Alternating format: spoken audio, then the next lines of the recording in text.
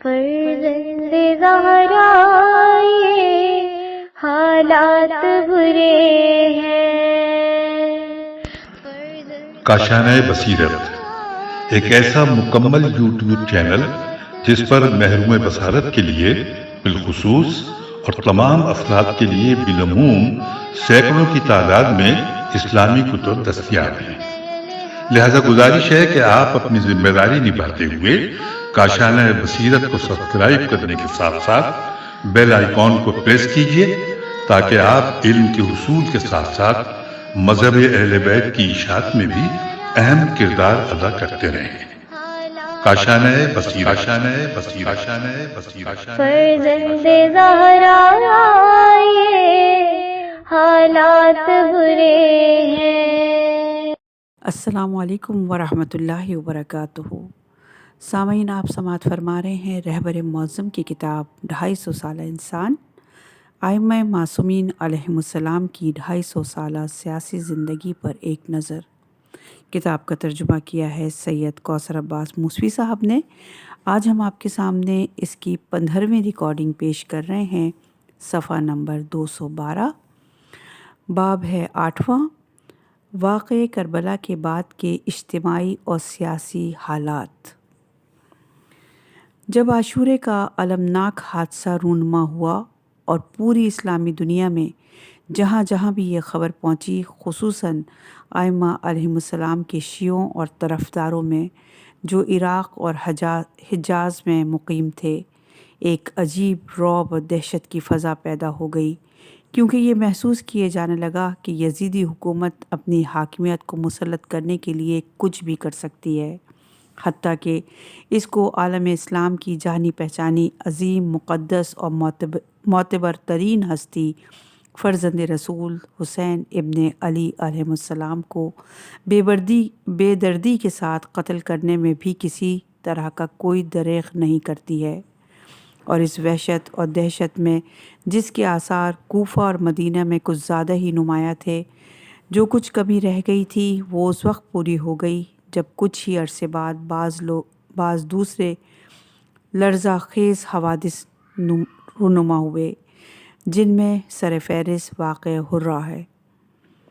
اہل بیت علیہم السلام کے زیر اثر علاقوں یعنی حجاز میں، بالخصوص مدینہ اور عراق میں، اور اس سے بھی بڑھ کر کوفے میں بڑا ہی گھٹن کا ماحول پیدا ہو گیا تھا۔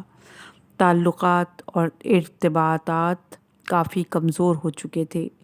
جو لوگ ائمہ طاہرین علیہم السلام کے طرفدار تھے وہ بنو امیہ کی خلافت اور حکومت کے زبردست مخالفین میں شمار ہوتے تھے، بہت ہی قسمہ پرسی اور شک و شبے کی حالت میں زندگی بسر کر رہے تھے۔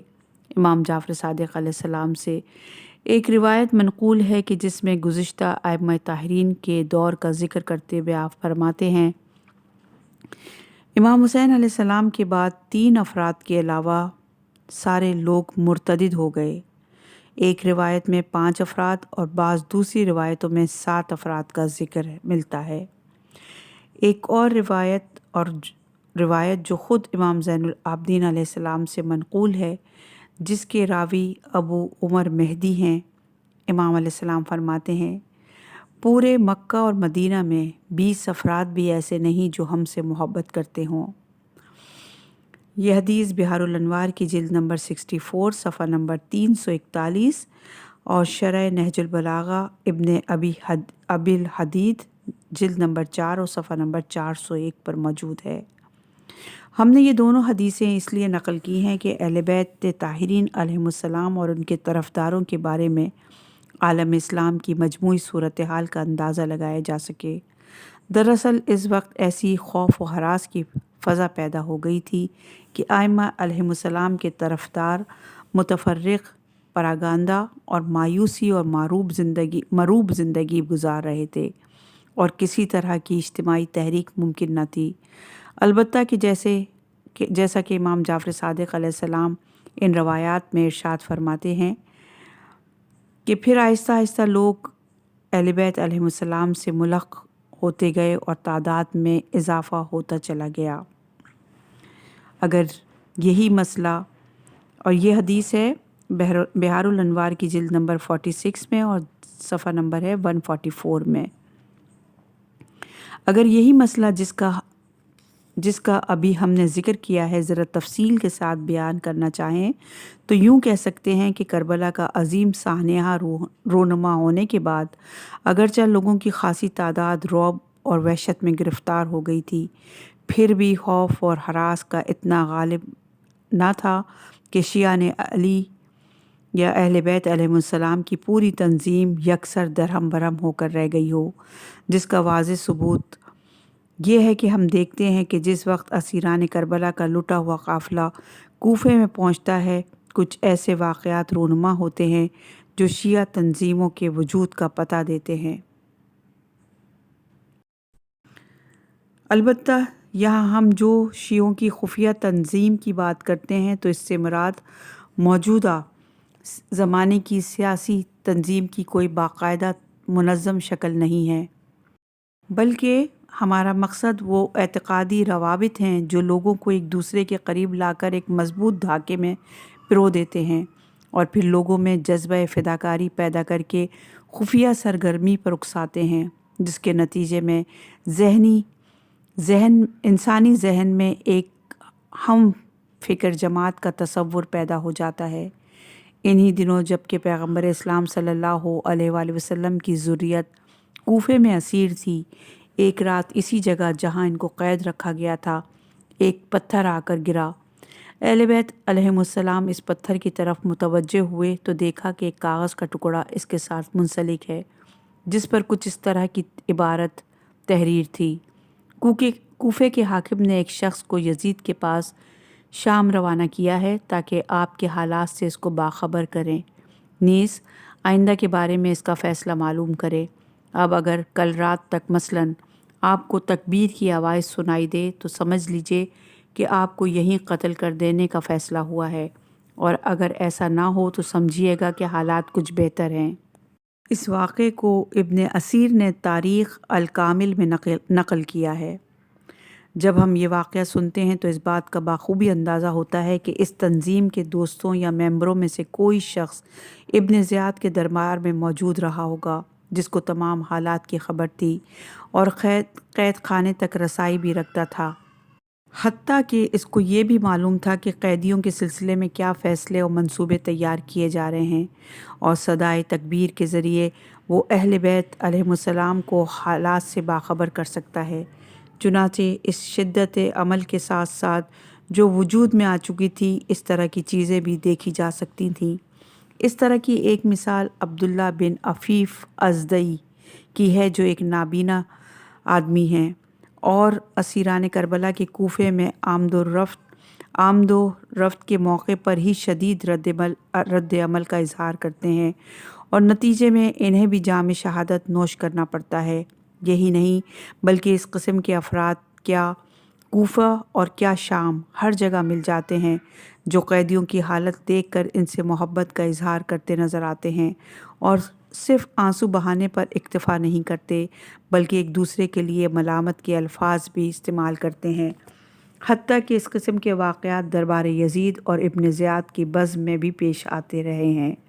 لہٰذا اگرچہ واقعہ کربلا کے بعد نہایت ہی شدید قسم کا خوف عوام اور خواص پر طاری ہو چکا تھا، پھر بھی ابھی اس نے ایسی نوبت اختیار نہیں کی تھی کہ شیعہ نے اہل بیت علیہ السلام کی تمام سرگرمیاں بالکل ہی مفلوج ہو کر رہ گئی ہوں اور وہ ضعف اور پراگندی کا شکار ہو گئے ہوں، لیکن کچھ ہی مدت بعد بعض اس قسم کے مزید حادثات رونما ہوئے، جن کی وجہ سے ماحول کے گھٹن میں کچھ اور اضافہ ہو گیا، اور یہیں سے امام جعفر صادق علیہ السلام کی حدیث کا مفہوم سمجھ میں آتا ہے۔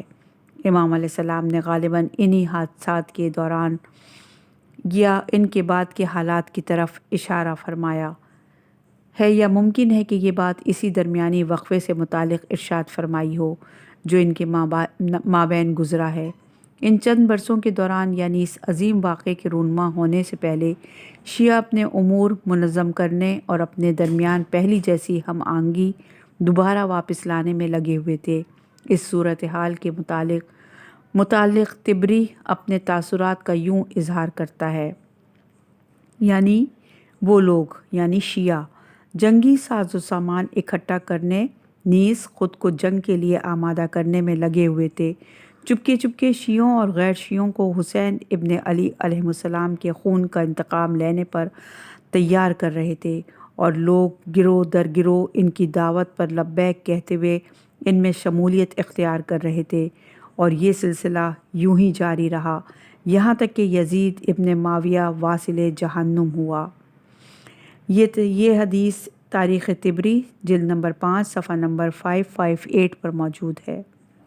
چنانچہ ہم دیکھتے ہیں کہ باوجود اس کے کہ ماحول میں گھٹن اور سرمایگی بہت زیادہ پائی جاتی ہے، پھر بھی اس طرح کی سرگرمیاں اپنی جگہ جاری تھیں، جیسا کہ طبری کی عبارت سے پتہ چلتا ہے، اور شاید یہی وہ وجہ تھی کہ جس کی بنیاد پر جہاد الشیعہ کی مؤلفہ ڈاکٹر سمیرہ مختار لیثی استادین شمس یونیورسٹی مصر اگرچہ شیعہ نہیں ہیں اور امام زین العابدین کے سلسلے میں صحیح اور حقیقت کے مطابق نظریات نہیں رکھتی، پھر بھی وہ اس حقیقت کو درک کر لیتی ہیں اور اپنے احساسات ان الفاظ میں پیش کرتی ہیں کہ گروہ شیعہ نے امام حسین علیہ السلام کی شہادت کے بعد خود کو باقاعدہ تنظیم کی صورت میں منظم کر لیا۔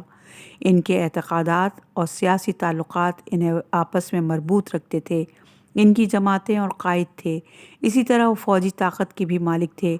چنانچہ توابین کی جماعت اس تنظیم کی سب سے پہلی مظہر ہے۔ ان حقائق کے پیش نظر ایسا محسوس ہوتا ہے کہ عاشورے کے عظیم واقعے کے زیر اثر اگرچہ بڑی حد تک شیعہ تنظیمیں کمزوری کا شکار ہو گئی تھیں، پھر بھی اس دوران شیعہ تحریکیں اپنی ناتوانی کے باوجود مصروف عمل رہیں، جس کے نتیجے میں پہلے کی طرح دوبارہ خود کو منظم کرنے میں کامیاب ہو گئیں، یہاں تک کہ واقعہ ہرہ پیش آیا۔ اور میں سمجھتا ہوں کہ واقعہ ہرہ تاریخ تشیع میں نہایت اہم موڑ ہے۔ دراصل یہی وہ واقعہ ہے جس نے شیعہ تحریک پر بڑی کاری ضرب لگائی ہے۔ واقعہ ہرہ تقریباً 63 ہجری میں پیش آیا۔ مختصر طور پر اس واقعے کی تفصیلات کچھ اس طرح ہیں کہ 63 ہجری میں بنو امیہ کا کم تجربہ کار نوجوان مدینہ کا حاکم مقرر ہوا۔ اس نے خیال کیا کہ شیعہ نے مدینہ کو دل جیتنے کے لیے بہتر ہوگا کہ ان میں سے کچھ لوگوں کو شام جا کر یزید سے ملاقات کرنے کی دعوت دی جائے۔ چنانچہ اس نے ایسا ہی کیا۔ مدینہ کے چند سرکردہ افراد اصحاب اور دیگر معززین سے منتخب کیے، جن کی اکثریت امام زین العابدین علیہ السلام کے عقیدت مندوں میں شمار ہوتی تھیں۔ ان لوگوں کو شام جانے کی دعوت دی گئی کہ وہ جائیں اور یزید کے لطف و کرم دیکھ کر اس سے مانوس ہو جائیں، اور اس طرح اختلافات میں کمی واقع ہو جائے۔ یہ لوگ شام گئے اور انہوں نے یزید سے ملاقات کی، چند دن اس کے مہمان رہے۔ ان لوگوں کی خوب پذیرائی کی گئی، اور رخصت ہوتے وقت یزید نے ہر ایک کو ایک بڑی رقم تقریباً 50,000 سے لے کر 1,00,000 درہم تک سے نوازا۔ لیکن جیسے ہی یہ لوگ مدینہ واپس پہنچے، چونکہ یزیدی دربار میں پیش آنے والا المیہ انہوں نے اپنی نظروں سے خود دیکھا تھا، لہٰذا خوب کھل کر یزید پر تنقید شروع کر دی، اور نتیجہ بالکل ہی برعکس ظاہر ہوا۔ ان لوگوں نے یزید کی تعریف اور توصیف کرنے کے بجائے ہر خاص و عام کو اس کے جرائم اور بدکاریوں سے آگاہ کرنا شروع کر دیا۔ لوگوں نے کہا، یزید کو کس بنیاد پر خلیفہ تسلیم کیا جا سکتا ہے جبکہ شراب و کباب میں غرق رہتا ہے؟ کتوں سے کھیلنا اس کا بہترین مشغلہ ہے۔ کوئی فسق و فجور ایسا نہیں جو اس کے یہاں نہ پایا جاتا ہو، لہٰذا ہم اس کو خلافت سے معزول کرتے ہیں۔ عبداللہ بن حنظلہ جو مدینہ کی نمایاں اور محبوب شخصیتوں میں سے تھے، یزید کے خلاف آواز بلند کرنے والوں میں پیش تھے۔ ان لوگوں نے یزید کو معزول کر کے لوگوں کو اپنی طرف دعوت دینا شروع کر دی۔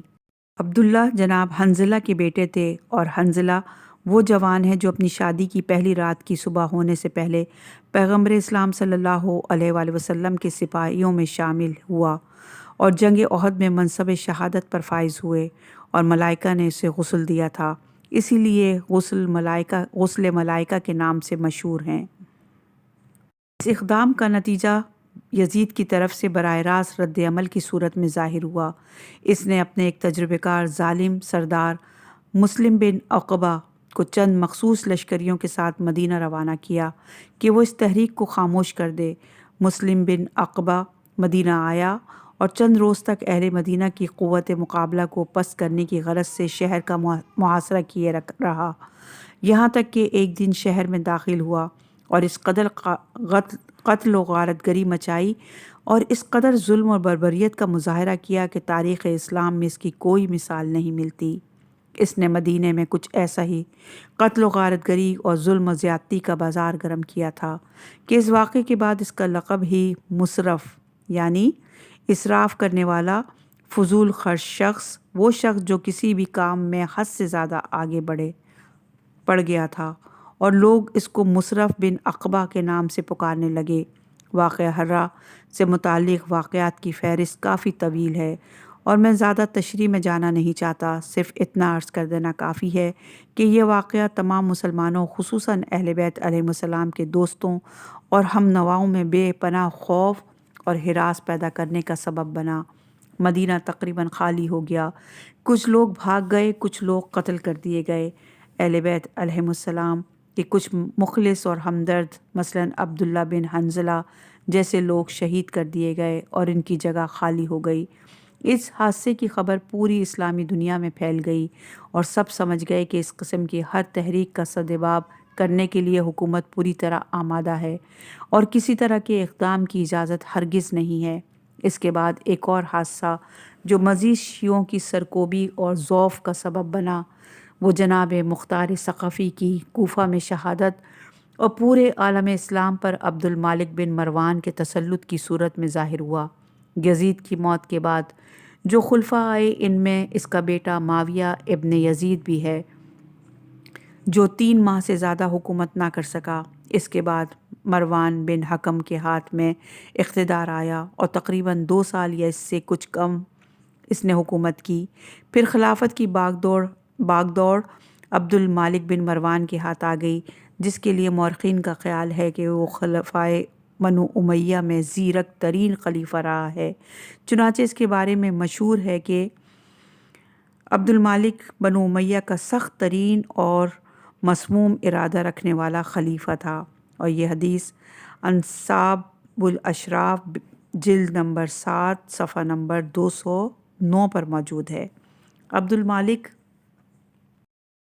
المالک پورے عالم اسلام کو اپنی مٹھی میں جکڑ لینے میں کامیاب ہو گیا اور خوف اور دہشت سے معمور آمرانہ حکومت قائم کر دی۔ حکومت پر مکمل تسلط حاصل کرنے کے لیے عبد الملک کے سامنے صرف ایک راہ تھی، اور وہ یہ کہ اپنے تمام رقیبوں کا صفایا کر دے۔ مختار جو شیعت کی علامت تھے، مصعب بن زبیر کے ہاتھوں پہلے ہی جام شہادت نوش فرما چکے تھے، لیکن عبد المالک شیعہ تحریک کا نام و نشان مٹانا چاہتا تھا اور اس نے ایسا ہی کیا۔ اس کے دور میں عراق خصوصاً کوفہ جو اس وقت شیعوں کا ایک گڑھ شمار کیا جاتا تھا، مکمل جمود اور خاموشی کی نظر ہو گیا۔ یہ پیراگراف پاسدار اسلام شمارہ نمبر 8 سے لیا گیا ہے۔ اگرچہ سن 64-65 ہجری میں توابین کی تحریک کی وجہ سے ظاہراً 65 ہجری توابین کی شہادت کا سال ہے، عراق کے گھٹن زدہ ماحول میں ہوا کی تازہ ایک لہر چلنے لگی، لیکن ان سب کی شہادت کی وجہ سے ایک مرتبہ پھر عراق میں خوف اور دہشت کے ماحول میں اضافہ ہوا، اور اس کے بعد جب بنو امیہ کی حکومت کے دشمن یعنی مختار اور مصعب آپس میں ایک دوسرے کی جان کے درپے ہوئے اور عبداللہ ابن زبیر مکہ میں ہوتے ہوئے بھی کوفے میں ایک محب اہل بیت مختار کو برداشت نہ کر سکے اور مختار مصعب کے ہاتھوں شہید ہوئے، تو اس خوف و دہشت میں مزید اضافہ ہوتا گیا اور امیدیں کم ہونے لگیں، اور آخر کار جب عبد الملک برسر اقتدار آیا تو اس نے انتہائی کم مدت میں ہی پورے عالم اسلام کو اپنے زیر نگیں کر لیا اور 21 سال تک پوری طاقت کے ساتھ حکومت کرتا رہا۔ بہرحال یہ واقعات کربلا کے عظیم سہانے سے شروع ہوئے اور پھر یک کے بعد دیگرے واقعہ ہرہ میں اہل مدینہ کے قتل و غارت، عراق میں توابین کی اگر ہم ڈیٹیل بتائیں تو وہ یہ ہے کہ توابین کی تحریک واقع کربلا کا سب سے پہلا رد عمل ہے جو کوفے میں ظاہر ہوا۔ امام حسین علیہ السلام کی شہادت کے بعد بعض شیعوں نے ایک دوسرے کو مورد الزام ٹھہراتے ہوئے باہمی مواخذے کا سوچا کہ انہوں نے امام کی دعوت پر لبیک کیوں نہ کہی اور مدد کے لیے میدان میں نکلنے سے کیوں گریز کیا۔ چنانچہ انہوں نے محسوس کیا اس گناہ سے اپنے دامن کو پاک کرنے کا ایک ہی طریقہ ہے کہ امام کے دشمنوں اور قاتلوں سے آپ کے خون ناحق کا انتقام لیا جائے۔ لہٰذا وہ کوفہ آئے اور اکابرین شیعہ میں سے 5 افراد کو جمع کر کے ان سے اس سلسلے میں گفتگو کی، جس کے نتیجے میں سلیمان بن سرد خزائی کی قیادت میں کھلے عام مصلحانہ تحریک کا آغاز کر دیا۔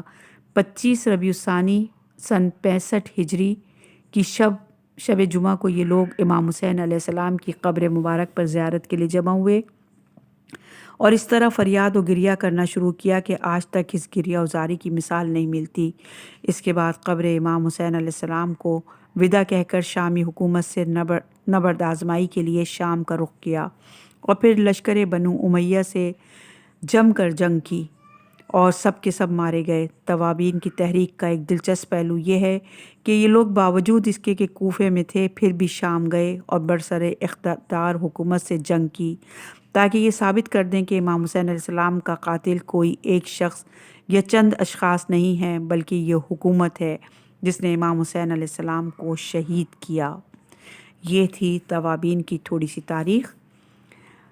عراق میں توابین کی بیج کنی جناب مختار ثقفی اور ابراہیم بن مالک اشتر نہی نیز دیگر اکابرین شیعہ کی شہادت کا نتیجہ یہ نکلا کہ آزادی کے حصول کی غرض سے ہر تحریک چاہے وہ مدینے میں ہو یا کوفے میں، کیونکہ اس وقت یہ دونوں شیعوں کے اہم ترین مراکز تھے، کچل کر رکھ دی گئی۔ شیعت سے متعلق پورے عالم اسلام میں ایک عجیب خوف و ہراس پیدا ہو گیا۔ اس کے بعد بھی جو لوگ ائمہ طاہرین علیہ السلام سے وابستہ رہ گئے تھے اپنی زندگی نہایت ہی غربت اور کسمہ پرسی میں بسر کر رہے تھے۔ یہ پیرابی پاسدار اسلام شمارہ نمبر 8 سے لیا گیا ہے۔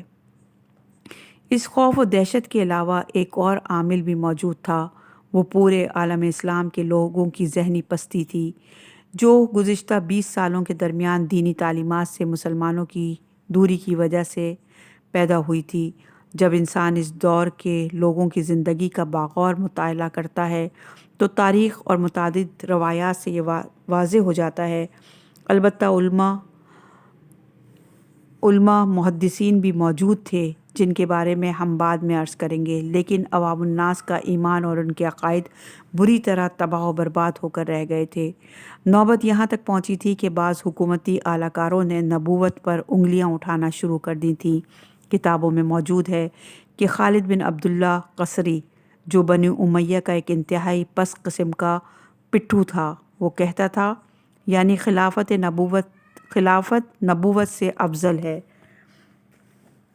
اور وہ اپنے اس دعوے پر دلیل بھی پیش کرتے ہوئے کہتا تھا آپ کسی شخص کو اپنا جانشین بنا کر اپنے گھر والوں کے پاس بٹھاتے ہیں اور افضل اور آپ کا قریب ہوگا یا وہ شخص جسے کوئی پیغام پہنچانے کے لیے کہیں آپ نے بھیجا ہے۔